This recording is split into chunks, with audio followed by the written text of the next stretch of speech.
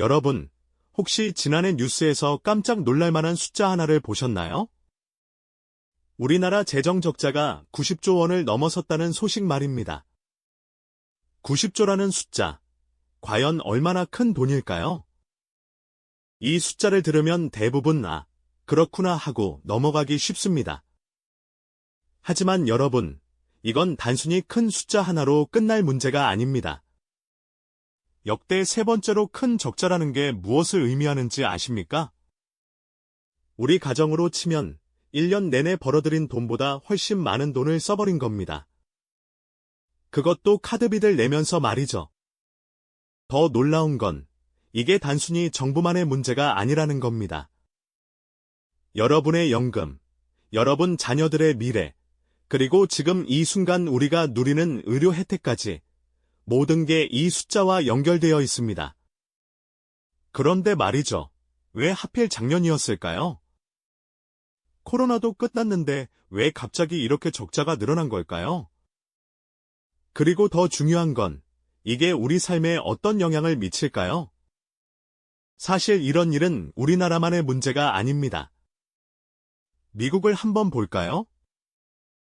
2020년 코로나19가 터졌을 때 미국은 어떻게 했을까요? 당시 미국 정부는 3조 1천억 달러, 우리 돈으로 환산하면 약 4천조 원이 넘는 돈을 쏟아부었습니다. 그 결과는 어땠을까요? 처음엔 괜찮아 보였습니다. 국민들에게 현금을 나눠주고 기업들을 살리고 실업수당을 늘렸죠.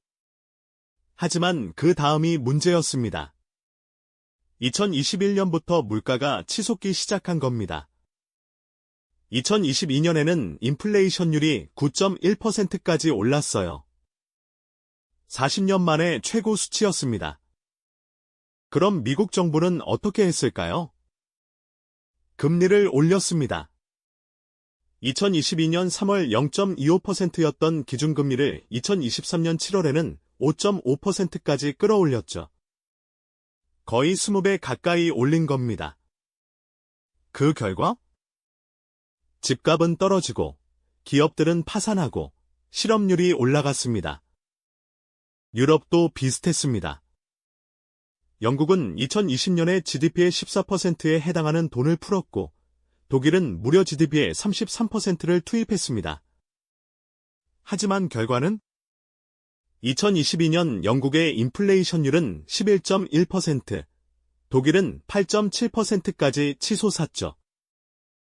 여기서 우리가 배워야 할 교훈이 있습니다. 돈을 많이 푼다고 해서 문제가 해결되는 게 아니라는 겁니다. 오히려 그 돈이 어디로 가느냐, 어떻게 쓰이느냐가 더 중요합니다. 그럼 이 재정 적자라는 게 정확히 뭘까요? 쉽게 설명해드리죠. 여러분 가정에서 한 달에 300만 원을 버는데 400만 원을 쓴다고 생각해보세요. 그럼 100만 원이 부족하겠죠? 이걸 어떻게 메울까요? 빚을 내야 합니다. 이게 바로 적자입니다. 국가도 마찬가지입니다. 세금으로 들어오는 돈보다 쓰는 돈이 많으면 적자가 생깁니다. 그럼 그 돈은 어디서 구할까요? 국채를 발행합니다. 쉽게 말해, 나라가 빚을 내는 겁니다. 그런데 이 메커니즘이 작동하려면 세 가지 조건이 필요합니다. 첫째, 누군가는 그 빚을 사줘야 합니다. 국채를 사주는 사람들이 있어야 하죠. 주로 은행, 보험회사, 연금기금 같은 곳들이 삽니다. 왜 살까요? 안전하다고 생각하기 때문입니다. 나라가 망하지 않는 한 원금과 이자를 받을 수 있으니까요. 둘째, 그 빚을 갚을 능력이 있어야 합니다. 아니, 정확히는 갚을 능력이 있다고 믿어야 합니다. 만약 이 나라, 빚 못 갚겠는데 하는 의심이 들면 어떻게 될까요? 아무도 국채를 안 삽니다. 그럼 금리를 올려야 하죠. 금리가 올라가면 나라는 더 많은 이자를 내야 하고, 그럼 빚은 눈덩이처럼 불어납니다. 셋째, 그 돈이 제대로 쓰여야 합니다. 빚을 내서 미래를 위한 투자를 한다면 괜찮습니다. 도로를 만들고, 학교를 짓고, 기술을 개발하면 나중에 경제가 성장하면서 그 빚을 갚을 수 있죠. 하지만 그냥 당장 쓸 돈에만 쓴다면? 그건 빚만 남고 아무것도 남지 않습니다. 그럼 지금 우리나라 상황은 어떨까요? 2024년 11월까지 관리재정수지 적자가 90조 2천억 원입니다. 이게 역대 세 번째로 큰 규모라는 건데요. 그럼 첫 번째와 두 번째는 언제였을까요? 첫 번째는 2020년입니다. 코로나19가 터진 그 해죠. 당시 적자가 112조 원이었습니다. 두 번째는 2021년 90조 6천억 원이었고요. 그리고 작년 2024년이 세 번째입니다. 여기서 패턴이 보이시나요? 2020년과 2021년은 코로나 때문이었습니다. 전 세계가 멈춰선 상황에서 정부가 돈을 풀 수밖에 없었죠. 그럼 작년은?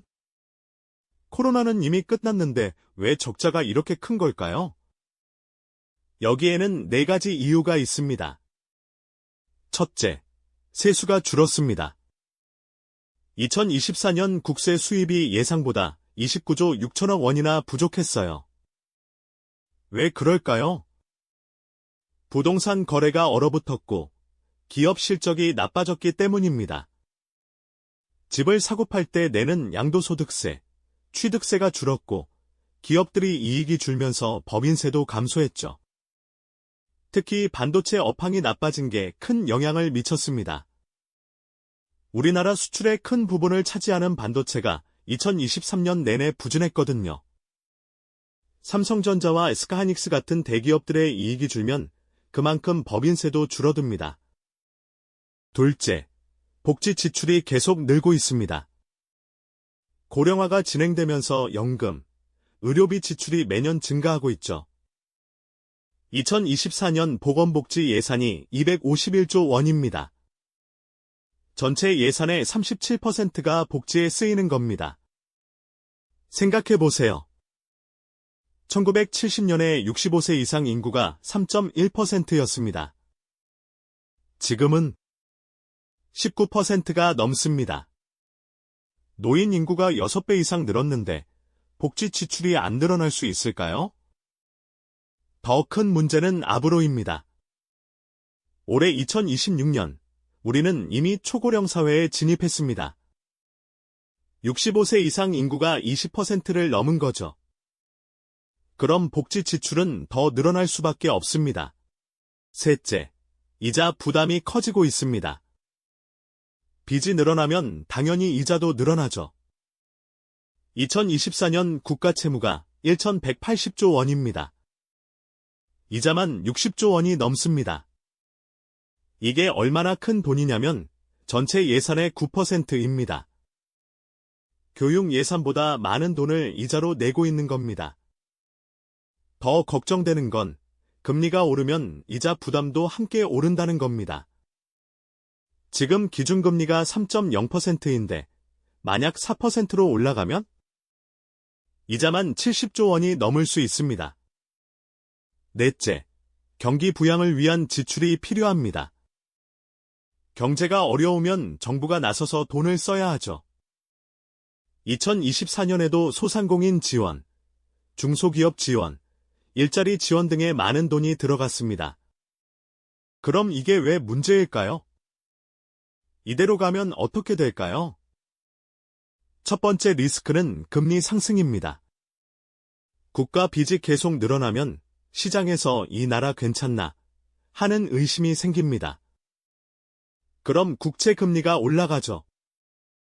국채금리가 오르면 시중금리도 따라 오릅니다. 시중금리가 오르면 어떻게 될까요?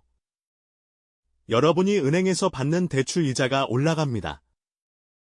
주택담보대출, 신용대출, 모두 이자가 오르는 겁니다.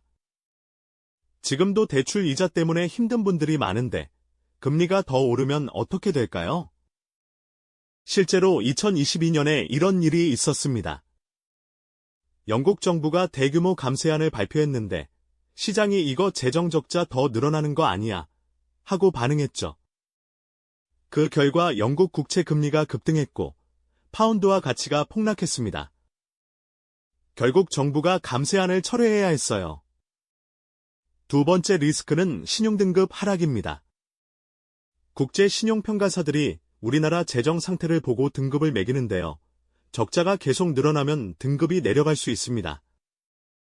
신용등급이 내려가면 뭐가 문제일까요? 나라가 돈을 빌릴 때 더 높은 이자를 내야 합니다. 기업들도 해외에서 돈을 빌릴 때 불리해지죠. 외국인 투자자들이 우리나라 자산을 팔고 나갈 수도 있습니다. 1997년 외환위기 때를 기억하시나요? 당시 우리나라 신용등급이 투자부적격 등급으로 떨어졌습니다. 그 결과 외국 자본이 빠져나가고 기업들이 줄줄이 무너지고 실업자가 넘쳐났죠. 세 번째 리스크는 복지 축소입니다. 정부 예산이 부족해지면 어디를 줄여야 할까요?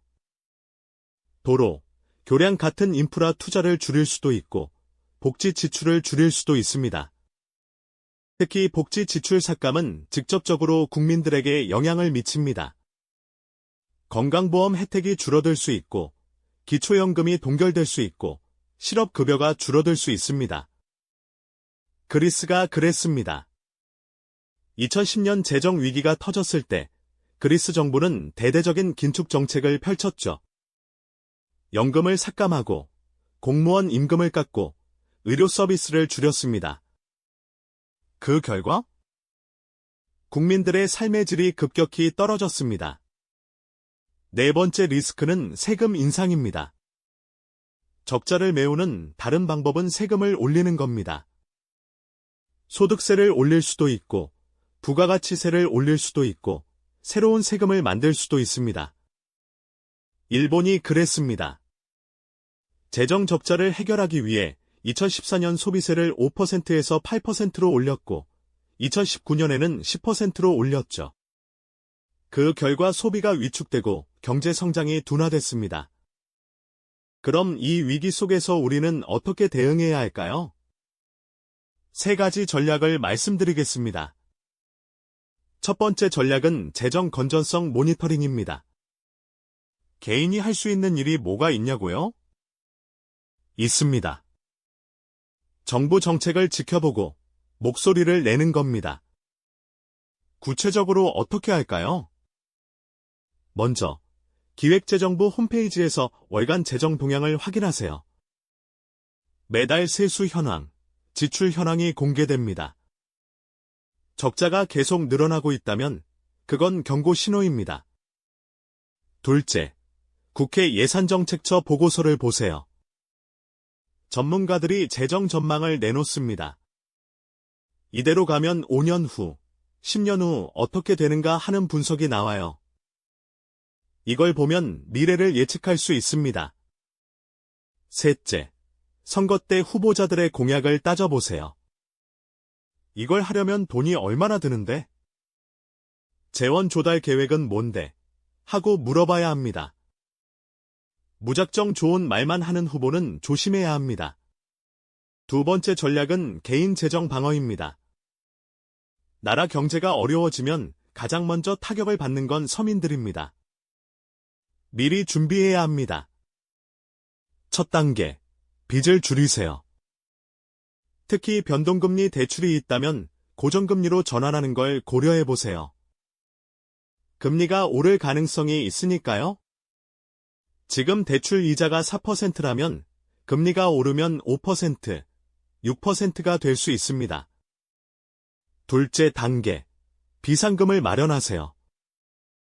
최소 6개월치 생활비는 현금으로 갖고 있어야 합니다. 갑자기 일자리를 잃거나 건강에 문제가 생기거나 예상치 못한 일이 생길 수 있으니까요. 셋째 단계, 투자 포트폴리오를 점검하세요. 주식에만 몰빵하지 마세요. 채권, 현금, 부동산, 금 등으로 분산하는 게 좋습니다. 특히 국공채나 우량회사채는 안전자산으로 좋습니다. 넷째 단계, 연금을 챙기세요.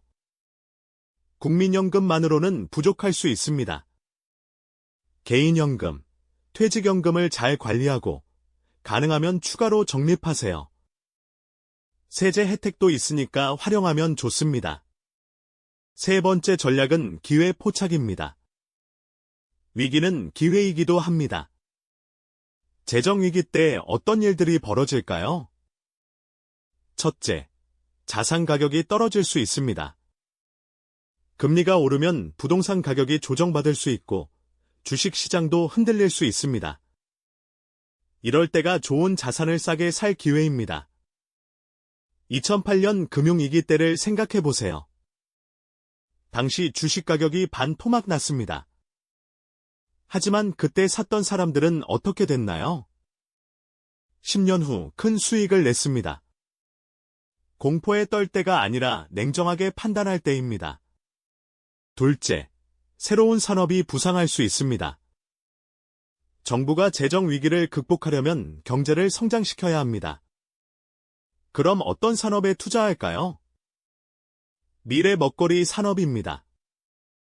반도체, 배터리, 바이오, 인공지능 같은 분야죠. 이런 분야의 기업들에 관심을 가지세요. 일자리도 그쪽에서 생길 가능성이 높습니다. 자녀들에게 어떤 분야를 공부하라고 할지 고민이라면 이런 미래 산업을 추천하세요. 셋째, 구조조정이 일어날 수 있습니다. 재정이 어려워지면 정부도, 기업도 허리띠를 졸라맵니다. 비효율적인 곳은 정리되고 경쟁력 있는 곳만 살아남죠. 이럴 때 실력 있는 사람은 오히려 기회를 잡을 수 있습니다. 여러분, 지금까지 우리나라 재정적자 90조 원의 의미와 그 영향, 그리고 대응 전략에 대해 말씀드렸습니다. 걱정되시죠? 당연합니다. 하지만 너무 두려워할 필요는 없습니다. 역사를 보면 위기는 항상 있었습니다. 1997년 외환위기, 2008년 금융위기, 2020년 코로나 위기. 매번 이제 끝났다 하는 소리가 나왔지만 우리는 이겨냈습니다. 오히려 더 강해졌죠? 지금도 마찬가지입니다. 재정적자 90조, 분명 큰 숫자입니다. 하지만 우리에겐 저력이 있습니다. 세계 10위권의 경제 규모, 우수한 인적 자원, 강한 제조업 경쟁력. 이런 것들이 우리의 자산입니다. 중요한 건 어떻게 대응하느냐입니다. 정부는 재정을 건전하게 관리해야 하고, 기업은 혁신하고 경쟁력을 키워야 하고, 우리 개개인은 현명하게 준비해야 합니다. 제가 드린 세 가지 전략, 기억하시죠? 재정 건전성 모니터링, 개인 재정 방어, 기회 포착. 이 세 가지만 잘 지켜도 충분히 이 위기를 헤쳐나갈 수 있습니다. 마지막으로 한 가지만 더 말씀드리겠습니다. 경제는 숫자만으로 움직이지 않습니다. 사람들의 믿음, 희망, 의지가 함께 작용합니다. 우리가 할 수 있다고 믿으면 정말로 할 수 있습니다. 1997년 금 모으기 운동 기억하시나요? 온 국민이 금을 내놓았습니다. 그렇게 모은 게 227톤입니다. 그 힘으로 우리는 IMF를 조기에 졸업했죠. 지금도 우리에게 필요한 건 그런 마음입니다. 서로를 믿고 각자의 자리에서 최선을 다하는 것, 그렇게 하면 이 위기도 반드시 극복할 수 있습니다. 앞으로도 이런 경제 이야기, 여러분의 삶과 직결된 이야기를 계속 나눠드리겠습니다. 어려운 시기일수록 정확한 정보, 현명한 판단이 필요하니까요. 다음에 또 만나요. 여러분, 힘내시고 건강하세요.